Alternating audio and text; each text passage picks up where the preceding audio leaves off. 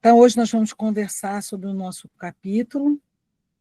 Antes da gente evoluir para o capítulo 4, eu queria só fazer uma breve contextualização para a gente se entender em que contexto que a gente está.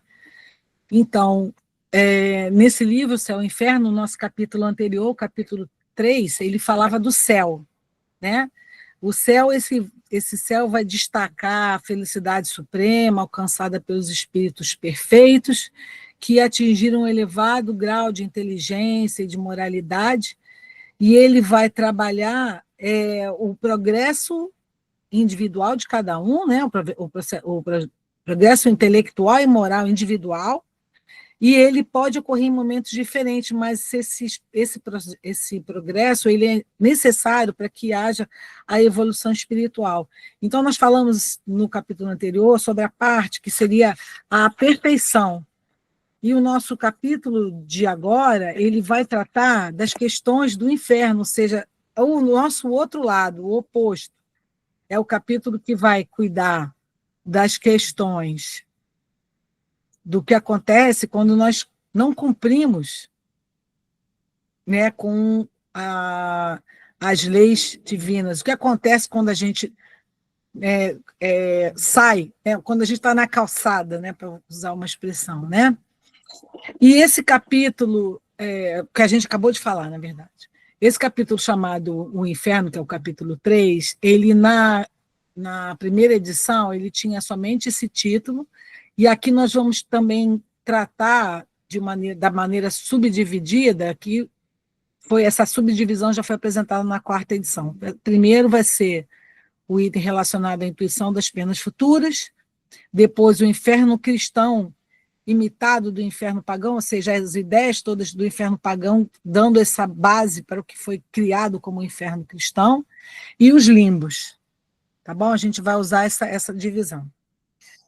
E então, falando um pouco agora da intuição das penas futuras, aqui a gente apresenta a vocês um grande resumo do que vai ser tratado nesse item 1, né, que é a visão da vida futura, moldada pela moralidade e pela cultura.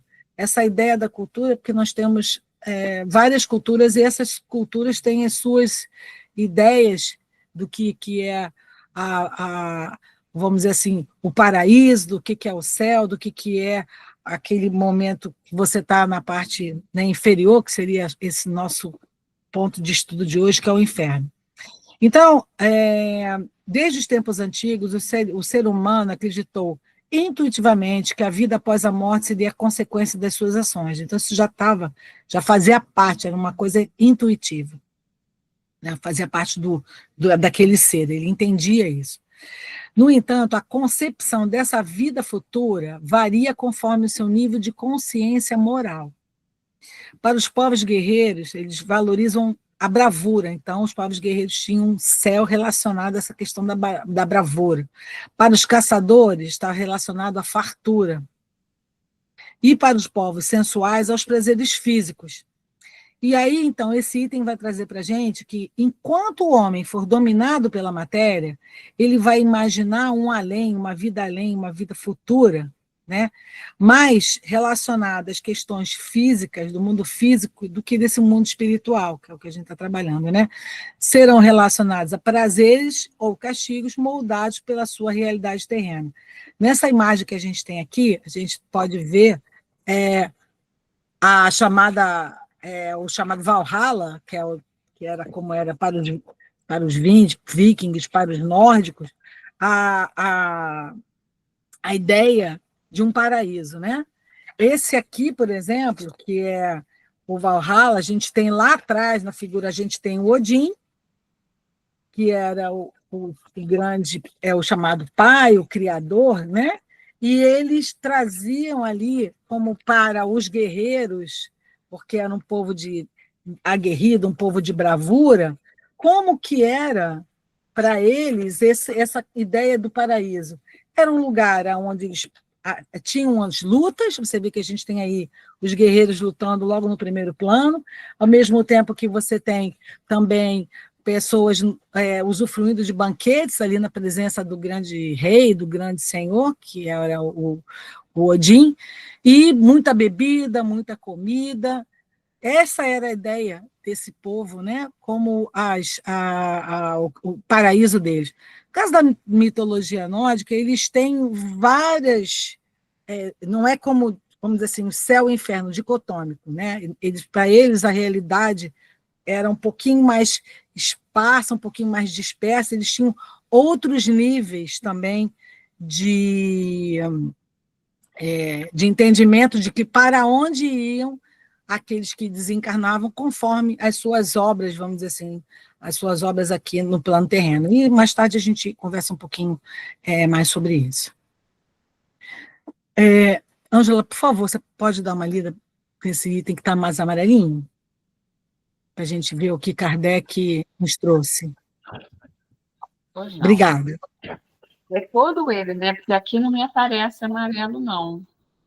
Então, ó, você vai do em todos os tempos até predomínio. Isso. Em todos os tempos, o homem acreditou, por intuição, que a vida futura devia ser feliz ou infeliz, em decorrência do bem ou do mal que se faz neste mundo.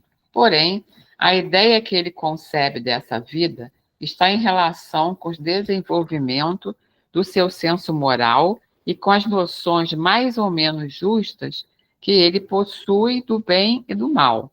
As penas e as recompensas são o reflexo dos instintos que nele predominam. É assim Obrigada. que os povos... Nossa, até aí, até o predomínio. Tá. Obrigada. Então, essa ideia, ela está ainda muito intuitiva do que é o plano do paraíso, do que é de como vai ser a sua vida futura, né? Vamos dizer, feliz ou infeliz, céu ou inferno, paraíso ou inferno, ela vai estar muito intuitiva, vai estar associada ao que ele entende como coisas, né, que esse homem entende como coisas muito boas ou coisas ruins. Então, nesse caso aqui, a gente tem uma figurinha que nos traz a ideia de como é o paraíso, a ideia do paraíso espiritual para alguns povos indígenas norte-americanos, mas acho que essa ideia também, ela é bastante forte, envolvendo também, acho que todo aquele que vive na natureza, que comunga das coisas da natureza. O que a gente tem ali? A gente tem um lugar de muita beleza, um lugar de uma natureza forte, de uma natureza exuberante, traz ali os seus elementos da natureza, os elementos de força, são os animais de poder, vamos chamar assim, temos ali uma águia, temos um urso, temos um cervo, há também são chamados mundos de caças felizes, onde há uma abundância de alimentos, há uma abundância de recursos, onde esse homem vai estar vivendo, esses espíritos, né, no caso aqui serão espíritos, vão estar vivendo em harmonia com toda aquela natureza e dentro do que ele entende vão continuar caçando, vivendo, usufruindo de toda aquela exuberância. Ao mesmo passo, ele vai estar ali com uma conexão forte com a natureza e vai estar com a presença também daquelas pessoas com que ele convivia. Então, ele vai estar de volta com aqueles que o precederam, aqueles que ele ama. Então, toda essa ideia, que é aquela ideia da perfeição, das coisas que ele ama, vão estar nessa vida feliz, nesse futuro feliz, que é o que ele entende que vai encontrar, que vai o encontrar quando ele deixar a vida física, né? Quando ele desencarnar. Ao passo também, aqui, voltando, além desses, por exemplo, que vão encontrar ali a floresta, tem aqueles povos que, com uma pegada mais sensual, eles vão buscar, nesse futuro, as coisas mais relacionadas à volúpia, as 10 virgens nas almofadas de cetim, para a gente usar uma expressão que até pouco tempo atrás a gente ouvia bastante. Pode continuar, Ângela, por favor, com o que diz Kardec, do enquanto até o espiritual, por favor, que está marcado em amarelinho. Enquanto o homem está dominado pela matéria, só imperfeitamente compreende a espiritualidade. Eis porque ele faz das penas e dos prazeres futuros um quadro mais material que espiritual. Pois é, então, Kardec aqui traz para a gente, inclusive, um exemplo de um sermão que um vigário fez num determinado momento lá na região da Saboia, que é uma região do sudeste da França, onde ele estava fazendo um quadro muito sedutor da vida futura, né, querendo convencer todos aqueles que o ouviam do que era bom, por que deveriam todos agir, né, dentro do bem, dentro das leis divinas, e ele usava muitos argumentos. Então, falando dessa maneira assim, tão sedutora, uma criança, um jovem chegou e perguntou se, por exemplo, que era o que ele entendia, né, enquanto criança, enquanto jovem, entendia como uma coisa de felicidade, de abundância. Ele pergunta se todo mundo naquele local, né, naquele paraíso, comia, por exemplo, pão branco, que era uma coisa que para ele era uma coisa assim de sonho, né? Daquela felicidade que ele gostaria de usufruir. Então, você vê que esse homem ele ainda pensava dentro da ideia da coisa mais material, que era o que é referente ao que ele poderia comer, o que ele poderia beber, comparado com o que ele, da sua realidade naquele momento, que ele poderia ter a mais, né? Então, imagino uma mulher, por exemplo, poderia pensar em melhores roupas, melhores perfumes. Era esse tipo de ideia que aquele homem intuitivamente carregava, né? Por favor, Ângela. Mais tarde, encontra-se, nas crenças referentes à vida futura, uma mistura de espiritualidade e de materialidade, ao lado da beatitude contemplativa, ele coloca o inferno com torturas físicas. Então, nesse momento aqui, o que o Kardec está nos trazendo é o seguinte: essas ideias foram evoluindo e nós ficamos, né, com duas situações que nos deixam, ou para a perfeição, vamos ficar sentados na nuvenzinha lá, numa total beatitude contemplativa, até a gente brinca, botamos numa dos nossos encontros passados, o espírito sentado numa nuvenzinha com uma harpa lá em cima só, né, tocando harpa, naquela perfeição, sem nada mais a fazer, enquanto no outro passo, né, se ele for uma pessoa que não cumpriu aquelas leis, o inferno que ele vai se colocar é um inferno no qual haverá torturas físicas. Por que torturas físicas? Porque é essa linguagem que esse homem intuitivo consegue entender, a ideia que ele traz intuitivamente de o que é ruim. É uma tortura física, é uma tortura que envolve o fogo. Esse tipo de ideia que Kardec nos traz aqui nesse final, né, na conclusão desse item, é que nesse ponto nós temos duas opções: ou nós vamos ficar na beatitude contemplativa, ou vamos nos colocar no inferno com torturas físicas, né? Então, vamos ver o que ele nos traz no item 2. Aí, aqui no item 2, nós já vamos começar a entender melhor qual era a ideia do inferno, né? O inferno, no item 2, é tratado como o reflexo dos sofrimentos humanos. A ideia está toda ali. Então, o homem primitivo, limitado ao que ele podia observar, ao que ele conseguia entender, né, no seu entorno, ele projetava na vida futura uma cópia ampliada da sua existência presente.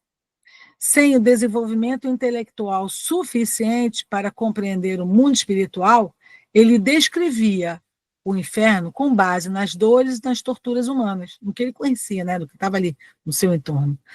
E por causa disso, né, surgiram imagens de infernos quentes em climas áridos e gelados em regiões frias. Essa materialização do sofrimento, ela é comum a várias religiões, ela só muda mesmo na forma.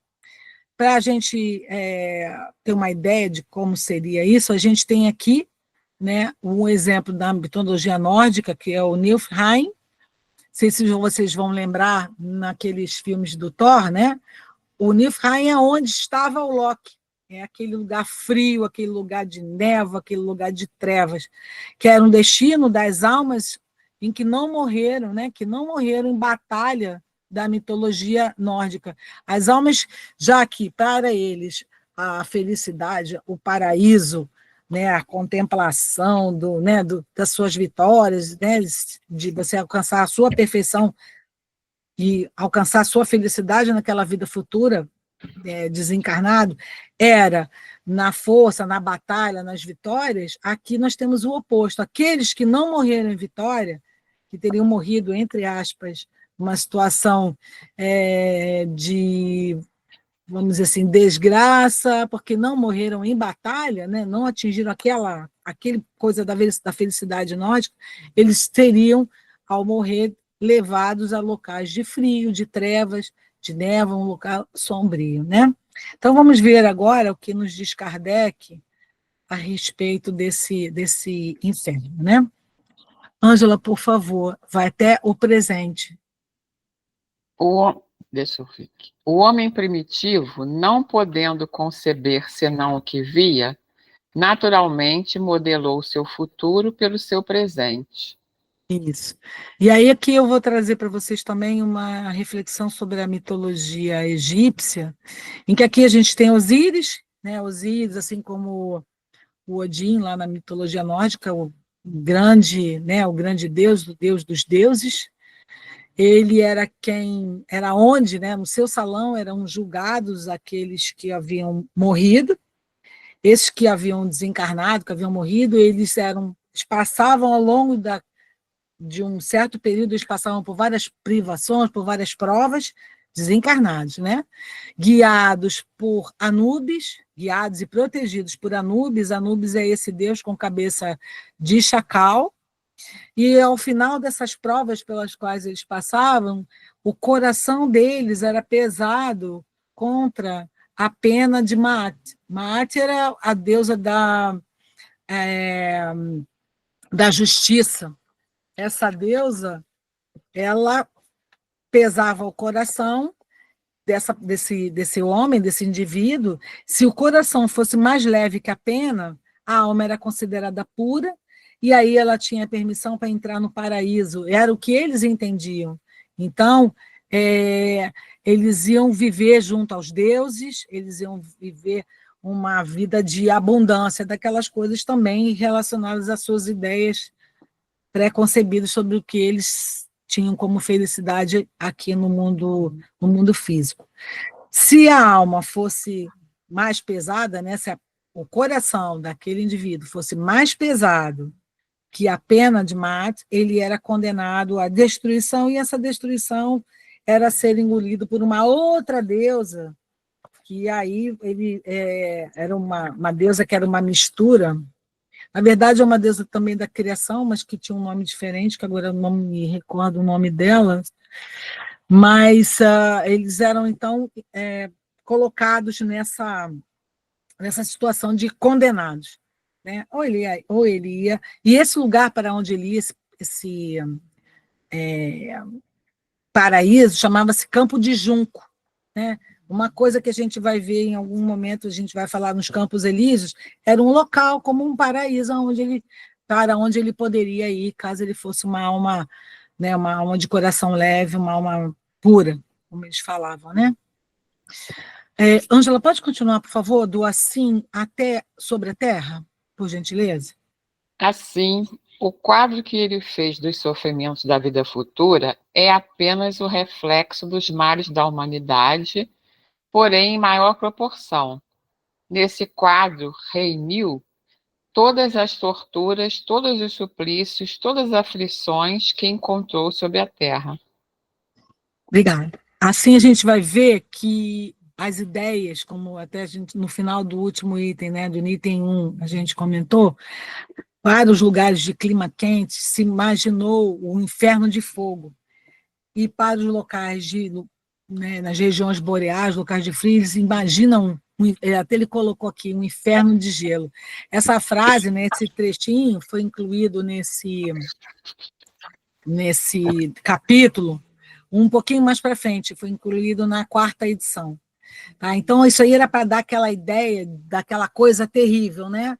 Então, para aqueles que viviam nas regiões boreais, o pior seria viver naquela condição de frio extremo, naquela treva, né? Naquele lugar de névoa, de gelo, de abandono.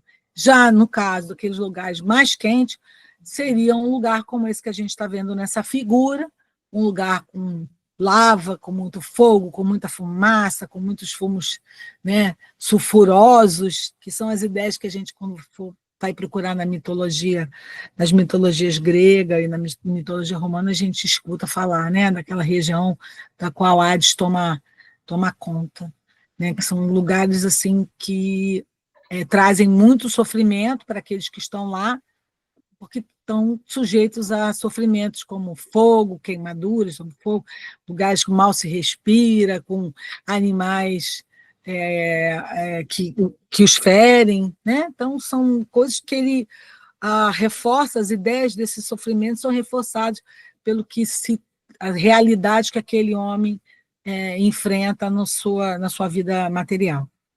Ângela, por favor, você pode continuar do ele só podia até o final? Ele Obrigada. só podia conceber penas materiais. Eis porque, em algumas diferenças, apenas de forma, o inferno de todas as religiões se assemelha. Então, por quê? Porque a gente está vendo que a ideia do inferno não é só aquele lugar quente, também temos lugares frios, mas é aquele lugar onde há um sofrimento muito grande, um sofrimento ao qual aquele homem, aquele espírito daquele homem, vai ficar sendo submetido ali por conta, né? E vai ser um sofrimento intenso, mais intenso do que ele tem aqui na Terra. São as ideias que são fortalecidas pelo seu conhecimento do sofrimento aqui, então ele imagina que vai ser uma coisa pior do que a que tem aqui. Então, se ele não for uma boa pessoa, se ele não for um bom indivíduo, ele vai sofrer muito e vai sofrer um sofrimento maior do que o que ele conhece aqui na Terra, para realmente deixar aquele irmão, né, com bastante medo do que ele vai enfrentar no futuro. Vamos, então, ver o que, no item 3, né, desse capítulo, qual é a ideia que nos é trazida. Porque aí Kardec nos mostra que, na verdade, o inferno cristão, o inferno com as ideias cristãs foi criado, ele veio com base nas ideias do inferno pagão, mas que foram ainda mais reforçadas. Eu poderia dizer que elas foram as torturas foram até pioradas, intensificadas. Então, o item 3, que esse subtítulo é nosso, do inferno pagão ao cristão, a herança e o exagero poético. O inferno pagão, ricamente descrito por poetas antigos, influenciou fortemente o inferno cristão, que manteve o fogo como símbolo central dos tormentos. Apesar das mudanças de nome e de detalhes, as analogias são muitas. Curiosamente, o cristianismo foi além em crueldade. Os seus castigos são coletivos, eternos e vigiados por anjos impassíveis, enquanto os pagãos limitavam os seus suplícios apenas individuais.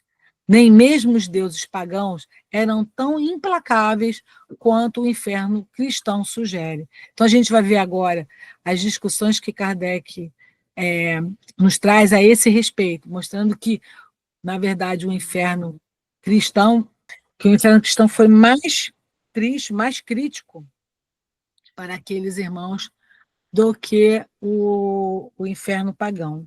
Então, vamos ver aqui, né, o que Kardec nos traz nesse item. Ângela, por favor, você pode ler até o cristãos, final da segunda frase. Obrigada. O inferno dos pagãos, descrito e dramatizado pelos poetas, foi o mais grandioso modelo do gênero. Ele se perpetuou no inferno dos cristãos, que ele também teve seus cantores poéticos. Comparando-os, nele se encontra, salvo os nomes e alguma diferença nos detalhes, numerosas analogias. Pode até criar sofrimento. Não, vai ter sofrimento. Você já leu um Tanto pedacinho? em um como no outro, o fogo material é a base dos tormentos, porque é o símbolo dos mais cruéis sofrimentos. Obrigada, Ângela. Então, realmente, o fogo, né, que provoca tanta dor, deixa tantas cicatrizes, ele é, acho que, aquele instrumento de, né, aquela ideia que mais nos traz uma ideia de sofrimento infringido, né, para aqueles. Então, acho que é por isso, né, sempre tão reforçado essa ideia para nós aqui, mais próximos, né, do Equador, do que o pessoal nórdico lá, né? O fogo, ele é realmente uma, uma ideia de você ficar sobre o fogo eterno, caso você vá, né, para uma situação de um inferno, para a sua vida para todo sempre, é uma coisa muito difícil de aceitar e é um cruel sofrimento. Daí tanta ideia, né? Eu acho que isso é uma ideia que foi trazida para que realmente a gente não, né, não caia nas tentações de fazer as coisas erradas. E não só você vai ficar ali no fogo, né, literalmente dentro de um caldeirão no fogo do inferno, como a gente vê nessa figura, como também há aqueles ajudantes ali que não te deixam sair, ficam ali te cutucando, fazendo ainda, provocando sofrimentos adicionais. Então, é realmente para que você tenha uma ideia bem difícil do que seria esse sofrimento, um sofrimento muito cruel, mais cruel do que a gente tem aqui na matéria, né? Poderia ter por aqui. Pode ler, por favor, essa página? Longe, não, Os pagãos, os os pagãos. pagãos, deixa eu me perdi aqui. Ah, Longe que os pagãos, é isso? os pagãos, se esses últimos tinham no Ah, seu tá. inferno. Os pagãos, se esses últimos tinham no seu inferno o tonel das Denaides, Isso. a roda de Ixion, o rochedo de Cícero, esses eram suplícios individuais. Já o inferno cristão tem para todos as suas caldeiras ferventes, das quais os anjos levantam as tampas para ver as contorções dos condenados. Deus ouve sem piedade os seus gemidos durante a eternidade. Jamais os pagãos descreveram os habitantes dos Campos Elíseos, repassando seu olhar nos suplícios do Tártaro. Aqui a gente tem. Obrigada, Ângela. Nós temos aqui várias ideias. Ali, naquela figura anterior, a gente viu ali como seria, né, a ideia do inferno cristão ali, que todo mundo junto, com aquelas pessoas sendo torturadas por outros que estão ali tomando conta, infringindo todo aquele sofrimento. Já o inferno dos pagãos, né, vamos dizer assim, eles tinham uma ideia diferente. Aqui a gente vai falar um pouquinho mais especificamente do que seria o tonel das Denaides, a roda de Ixion e o rochedo de Sísifo, no próximo slide. Mas aqui a ideia é mostrar esses suplícios, eles eram individuais, eles não eram infringidos a um todo. Não havia também, como é que a gente diz? Não havia também alguém que estava ali preocupado em tomar conta, em verificar se o sofrimento estava sendo realmente uma coisa infringida, se estava todo mundo sofrendo. Quando ele fala aqui de que os anjos levantavam as tampas para ver as contorções dos condenados. Uma coisa meio sádica, né? Aquele camarada está ali olhando que aqueles espíritos estavam ali sofrendo. E ainda havia a ideia de um Deus que estava ali ouvindo sem piedade os gemidos, o choro daqueles que estavam sofrendo por toda a eternidade. E aqui o Kardec também traz para a gente que aquelas religiões pagãs, aqueles pagãos, eles nunca tinham descrito que os habitantes dos Campos Elíseos, ou seja, dos paraísos, né, ou dos campos dos juncos, ou do Valhalla, que eles ficavam ali preocupados em ficar tomando conta no que estava acontecendo lá no inferno, ficavam lá do paraíso tomando conta que os outros estavam sofrendo. A gente vai ver mais para frente uma fala de Santo Agostinho, se eu não me engano, que faz uma comparação sobre isso, que também choca a gente, né? Nós que temos uma ideia diferente disso, a gente escuta aquilo ali, né? Ele diz que a gente vai ter um banho de felicidade porque a gente não está naquela situação. Nossa, é até difícil de imaginar que nós vamos ficar felizes porque não estamos lá embaixo sofrendo. Eu já penso que como a gente poderia ajudar aqueles irmãos que estão ali, né? E o Tártaro é o inferno, é só um outro nome para essa mesma região, para esse mesmo lugar de sofrimento. Muito duro isso, né?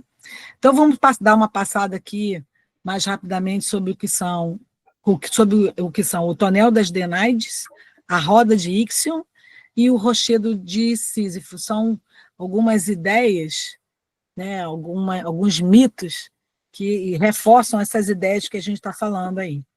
O tonel das Denaides, né, Denaides era o nome das 50 filhas de Damaus, que era o rei do Egito e mais tarde de Argos, que, com exceção de uma delas, mataram os esposos na noite de núpcias. Essas filhas foram cortejadas pelos filhos de Egito, e Danaus, né, que é esse rei, ele concordou com o casamento dessas filhas, mas ele instruiu que elas matassem os seus maridos na noite de núpcias. Todas elas, menos uma delas, mataram todos os seus maridos, e por isso elas foram condenadas, né, a ficar no Tártaro, que é essa região mais profunda dos infernos, a encher com água um tonel sem fundo. Então, ele nunca, né, vai ser completado. A ideia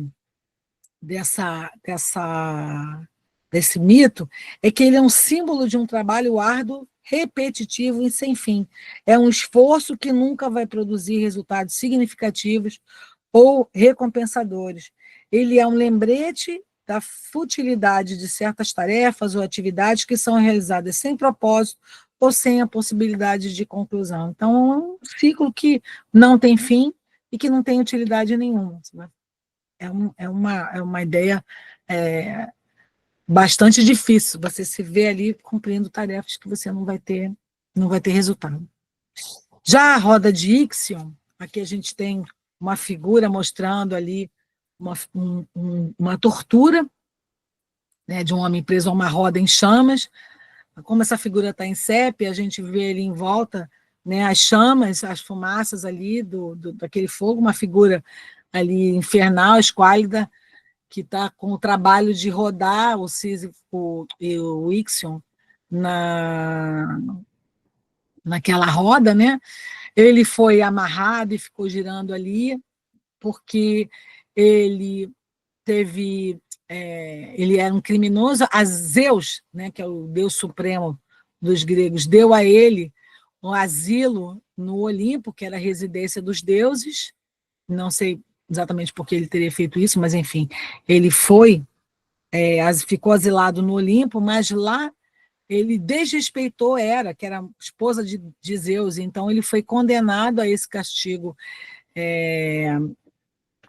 eterno também, de ficar preso nessa roda, sendo queimado, né, ali, naquele castigo eterno, né, desse esforço ali de ficar dentro daquele sofrimento, naquela roda de fogo, né? Ficou sendo torturado por uma punição eterna por ter traído Zeus. Esse mito, ele traz como questão a moralidade da justiça, mostrando as consequências de atos cruéis e desrespeitosos. No momento em que ele, sendo asilado de Zeus, ele foi muito desrespeitou a Zeus e a sua esposa, né? Foi arrogante, foi orgulhoso, e, como consequência, ele foi condenado a ficar preso no Tártaro, nessa roda que girava continuamente, de modo que ele ficou preso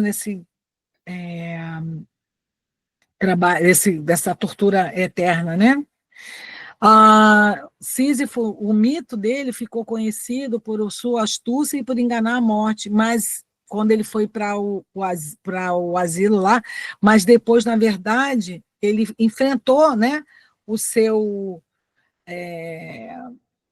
o seu erro, né, e a sua pena. Essa que é a ideia desse mito, né? Foi de que, embora ele tenha conseguido superar, né, ludibriar a morte, quando ele foi para o seu asilo no Olimpo, né, que era a morada dos deuses, ele caiu no erro e, no fim, está sofrendo as consequências daquele erro. Agora, o rochedo de Sísifo, acho que é uma ideia também que é muito forte para a gente. Ele era rei de Corinto, filho de Éolo, deus dos ventos, um criminoso obstinado, que após a sua morte foi condenado no inferno a empurrar eternamente em costa acima uma enorme pedra que caía sempre antes dele atingir o cume da montanha. Então, esse trabalho também, esse trabalho hercúleo, esse trabalho de força, de repetição, de luta, que era cíclico, né? Ficava empurrando isso e voltava. É dito, né, que esse mito, em sua essência, nos convida a refletir sobre a natureza da existência, sobre a luta pela busca de sentido e a capacidade de encontrar alegria e dignidade, mesmo ao aparente absurdo da vida, porque um dos autores que analisou esse mito, né, ele fala que esse homem ele supera essas suas dificuldades exercendo aquela atividade com alegria, embora ela seja pareça pelo menos sem sentido, né? Esse 23 aqui se refere à ideia do, deixa eu ver aqui, deixa eu pegar aqui o item do 23.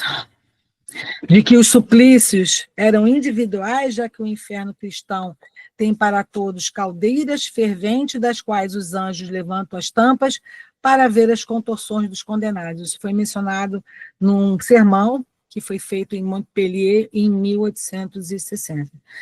Por fim, temos aqui os Campos Elíseos e os Tártaros. Os Campos Elíseos são um local de repouso e de felicidade eterna dos heróis, os homens virtuosos após a sua morte. Quem assistiu o Gladiador vai lembrar que no final o gladiador ele vai encontrar a esposa e o filho nos Campos Elíseos. Aparece até uma cena dele assim, um campo muito bonito, né? Encontrando a sua mulher e seu filho. E o Tártaro, que é a ideia do inferno, né? do suplício eterno e permanente. E aqui, né, um reforço daquela frase que eu comentei com vocês antes, que jamais os pagãos descreveram os habitantes dos Campos Elíseos, repassando no seu olhar os suplícios do Tártaro. Aqui a gente vê como se eles estivessem lá no céu, naquelas nuvens brancas, tocando harpa e observando aqueles que estão naquele sofrimento, no fogo eterno, sofrendo e sendo impingidos mais sofrimentos por aqueles que estão lá, com aquelas esqueci o nome agora. Daqui a pouco eu vou lembrar. Aquela coisa que pega o feno, né? Aqueles, tipo uns tridentes. E aí temos aqui, eu falei Santo Agostinho, mas desculpem, é São Tomás de Aquino, eu misturei o nome.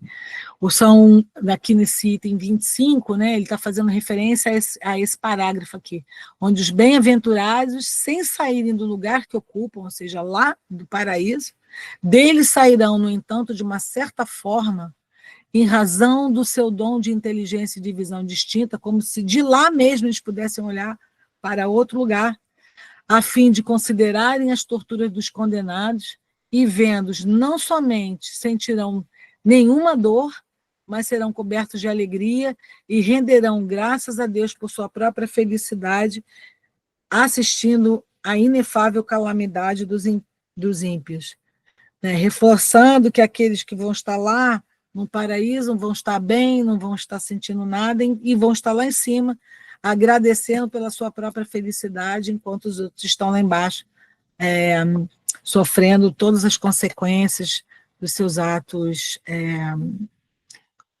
pregressos, né, das suas vidas. Essa imagem é muito forte. Por fim, temos aqui o item 4, onde, para finalizar bem essa ideia desse inferno, como ele foi concebido, né, pelos pagãos e pelos cristãos, nós vamos sair de uma condição de termos um guardião desse submundo, desse mundo, né, dos mortos, a um causador de sofrimento. E aí traz aqui a ideia, nesse item, o Kardec nos traz, vai trazer algumas reflexões a esse respeito.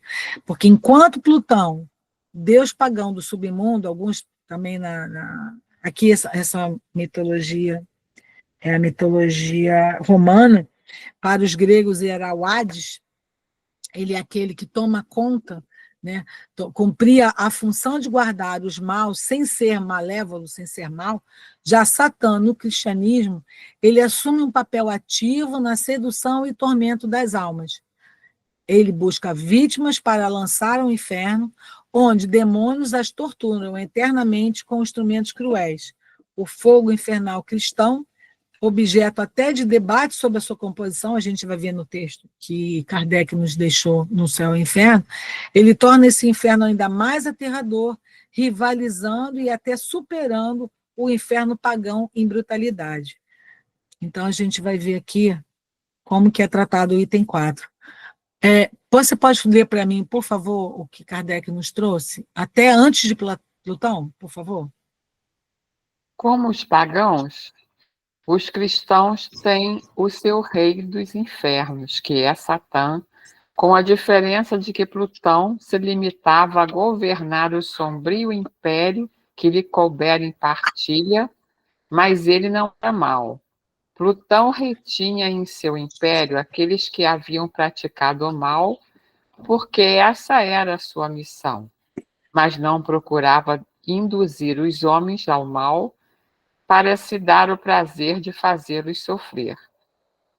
Enquanto que Satã recruta vítimas por toda a parte, vítimas que ele gosta de fazer atormentar por suas legiões de demônios armados de forcados para sacudi-los no fogo. Pode ler até o final, então, por favor. Tem-se mesmo discutido seriamente sobre a natureza desse fogo que queima sem cessar os condenados, sem jamais consumi-los. Tem-se perguntado se seria um fogo de betume ou de resina de pinheiro incendiada, mas tendeu-se para o betume. O inferno cristão, portanto, não fica devendo nada ao inferno pagão. Obrigada, Ângela. Então, a gente vê aqui que a ideia inicial, né, a ideia original do inferno, havia um guardião nesse local, nesse portal, era o Plutão que ficava ali tomando conta, assim como o Hades, eles simplesmente eram os guardiões desse portal. Aquela pessoa que fosse condenada, ou que tivesse o coração mais pesado, ela iria para aquele local e ficaria, né, ali, naquela ambiência.